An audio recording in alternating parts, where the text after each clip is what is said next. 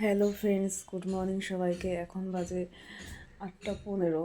তা সকাল সকাল আমি স্নান সেরে নিয়েছি, সব কাজ আমার হয়ে গেছে। আজকে হচ্ছে পৌষ সংক্রান্তি, তো আমাদের আজকে ঠাকুর পুজো দিয়েই স্নান টান করে রান্না করতে হয়। তো সকাল সকাল উঠে আমি স্নানটা সেরে ঠাকুর পুজো দিয়ে নিয়েছি। আর আমাদের আজকে সংক্রান্তিতে ঠাকুরকে দই চিড়ে খই তারপর হচ্ছে তিলা কদমা এসব দিয়ে পুজো দিতে হয়। তো আমার পুজো দেওয়া হয়ে গেছে, তো তোমার তো দেখাচ্ছি, চলো। আমার পুজো দেওয়া হয়ে গেছে, তো তোমরা দেখো।